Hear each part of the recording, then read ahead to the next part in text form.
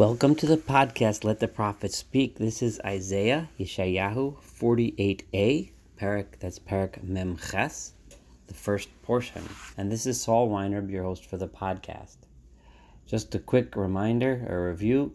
The last chapter we studied together was 47.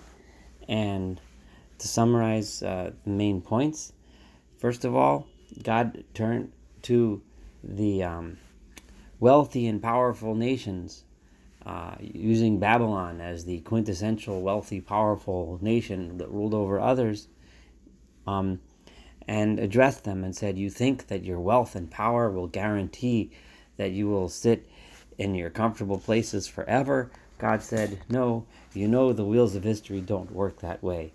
One day you're on top, the next day you're on the bottom. Your ideologies, your religions, your idols, your false worship, and most of all your arrogance and belief in your own strength and wealth and so on is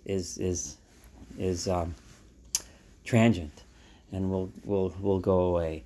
And then God said, and that was one of the major points, and the other major point was to the people of was kind of a response to what those people would say back to God. Well, are you telling us then we should believe in you? Look at your people Israel. They suffered too.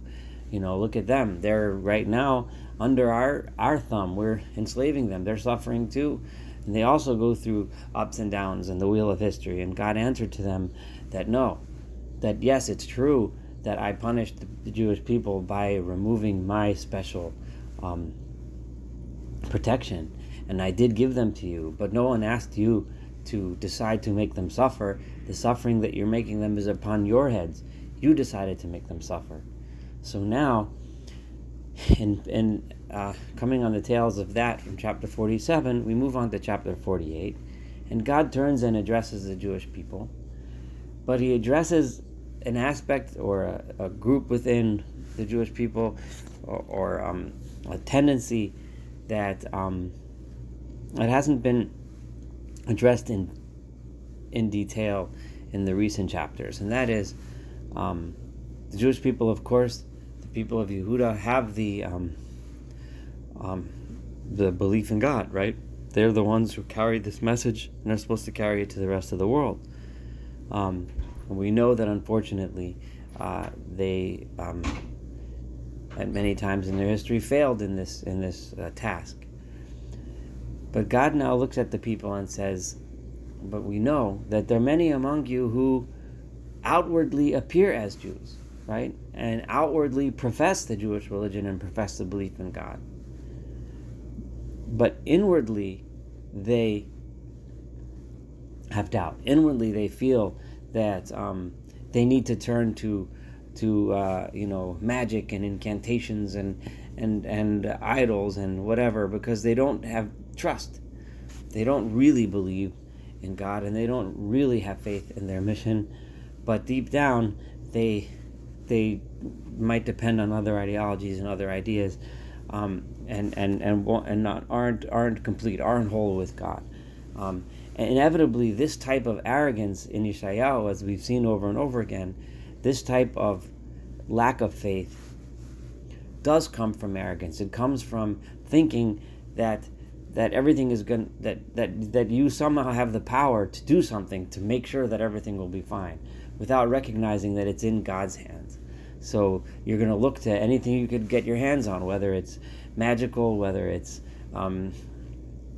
stargazing, or any of the other practices that Yeshayahu has criticized over and over and over again, in order to try to get that control, which you really don't have, and you really should leave in the hands of God.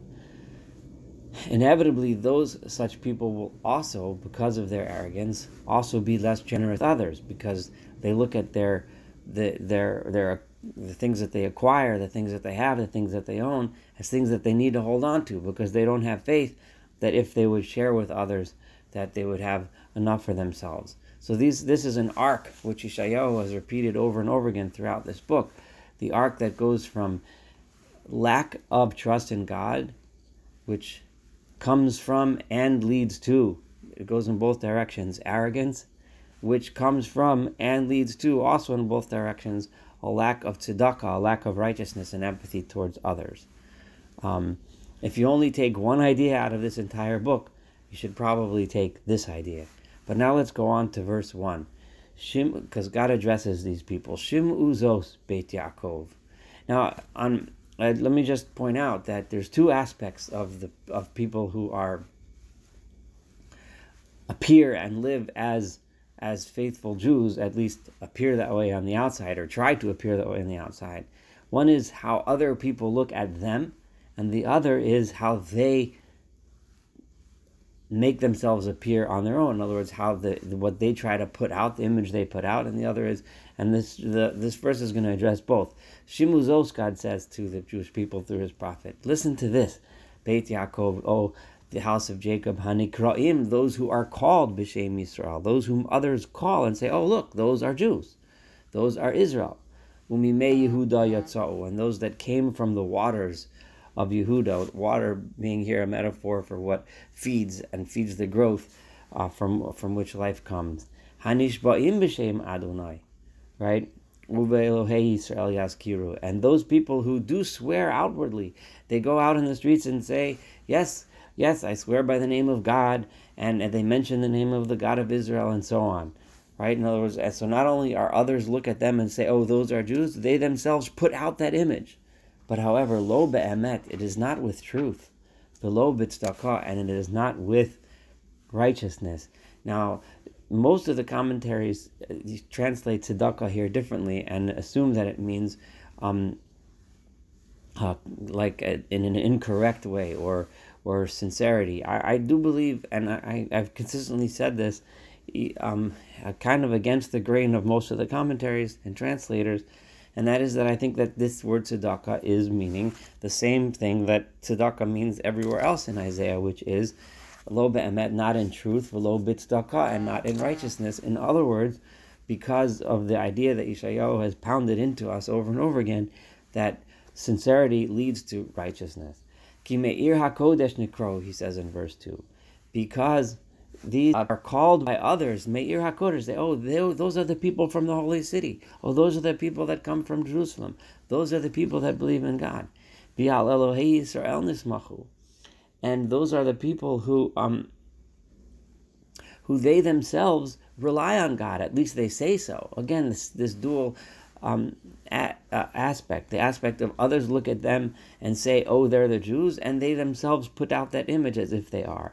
Adonai Tzivos Shemo. They're all looking at God, who they call, who his name is the God, the Lord of hosts. So God now addresses these people. He just kind of let off and said, I'm going to address you, those of you that are insincere, and I'm going to tell you what's going on. And this is what God says. This is really fascinating. In verse 3, Harishonot. And we've stated several times that in the last few chapters that when Yeshayahu uses the language Harishonot, the original ones, he's referring to the old days, the days of like the Exodus of Egypt, when God made predictions and performed big miracles. In those days, may Oz Higadati. From those days, in those times, may Oz then Higadati. I told you, in other words, I made promises to you. I told you that I was going to redeem you from Egypt. I told you that I was going to do great signs and great miracles. And they left my mouth, and I made you hear them through my prophet Moses, right, from Moshe. And then immediately I did my promise. And they came, they happened. Midati, right? Why did I do this back then? Why did I make... And God is addressing the fact that, if it's true that I'm God and that I run the world and so on, then why isn't it obvious? Why don't you immediately free me from my suffering and salvation? Why don't you perform justice like Zam? And, why does the Bible the Torah start off telling us all these wonderful stories about how God promised he would redeem the Jews from Egypt, and he did. He promised that he would perform miracles, and then he did. And God says, the reason why I did it then, midati, I did it then, kikosha, because I knew that you were stubborn. Vigid barzel arpecha, and your necks were like an iron gid, a sinew, an iron rod, like was your necks, you were stubborn necked, and your foreheads were bronze. In other words, these are just terms that meant that you were a stubborn people, and I needed to get a message across. So I told you back then, even before those miracles happened, I told you. Why?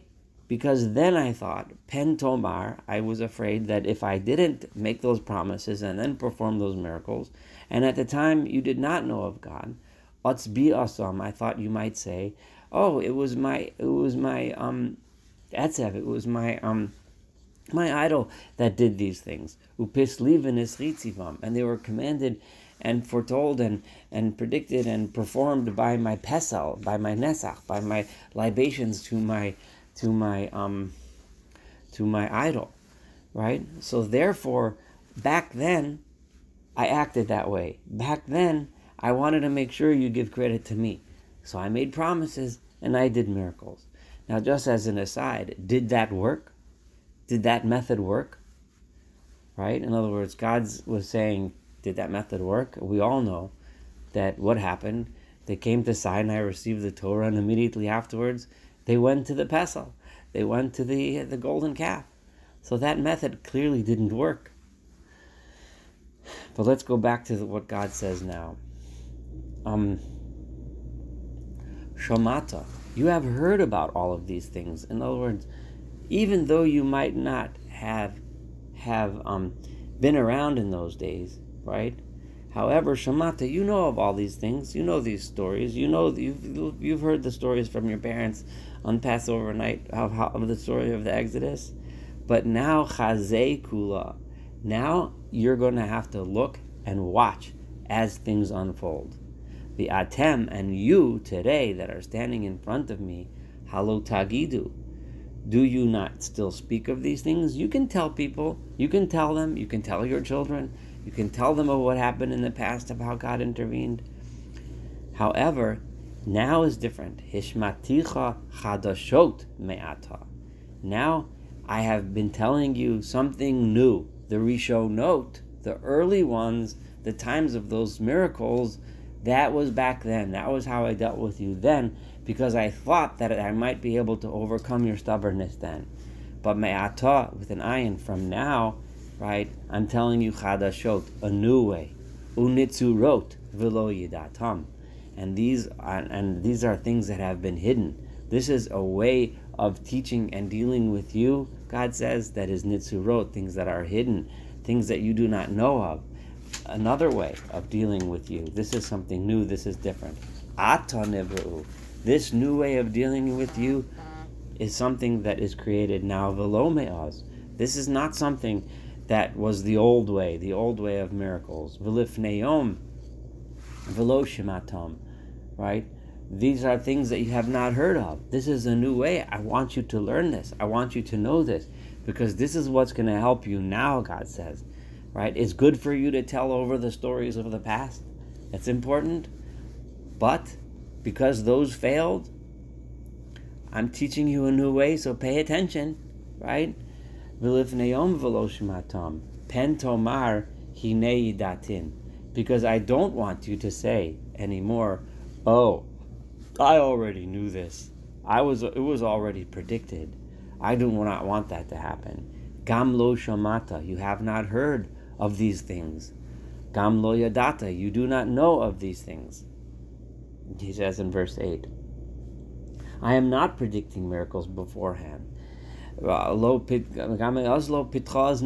ears haven't been opened. These events have not been foretold. I'm not going to tell you today, oh, I'm going to redeem you tomorrow. I want you to live with doubt. I want you to learn real trust in God. I want you to learn what faith means. And faith happens when you don't know. And why? Why is this?